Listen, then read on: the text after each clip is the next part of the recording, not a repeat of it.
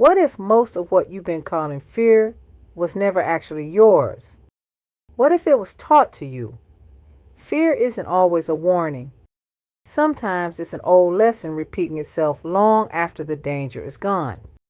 From an early age, many women absorb messages that quietly shape how they move through life. Be careful. Don't be too loud. Keep the peace. Think about everyone else before you think about yourself. Over time, those messages stop sounding like advice. They become your internal voice.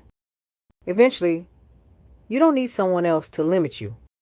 You start limiting yourself, not because you're incapable, but because you've been conditioned to believe that's what keeps you safe. That's what learned fear does. It teaches you to build a smaller life, then convinces you that smaller means safer. One of the biggest misunderstandings is what we've been taught care looks like. A woman deserves care, but genuine care should never require fear. It shouldn't make you afraid to speak, afraid to lead, or afraid to live with intention.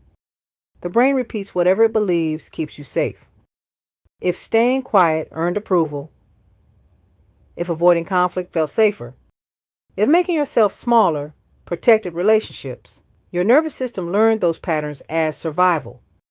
That's how learned behavior becomes fear. Eventually, fear stops feeling like a reaction. It becomes your default. You mistake it for wisdom. So you overthink. You wait. You delay. Every opportunity feels risky because fear has become familiar. The longer you live that way, the further you drift from your own nature. You second guess yourself. You wait for permission. You hesitate when you already know the answer. Most people call that fear, but often it isn't fear at all. It's what happens when you're still living by rules you've already outgrown. A sovereign woman isn't fearless. She simply stops accepting every fearful response as truth. She questions inherited beliefs. She chooses intention over reaction, purpose over permission, conviction over comfort. That's where freedom begins. Fear only survives when it's never questioned. The moment you realize your fear was learned, you also realize it can be unlearned. Your life no longer has to be directed by inherited patterns. It can be directed by intention. Because the opposite of fear isn't pretending to be brave. It's remembering that fear was something you learned, not someone you are.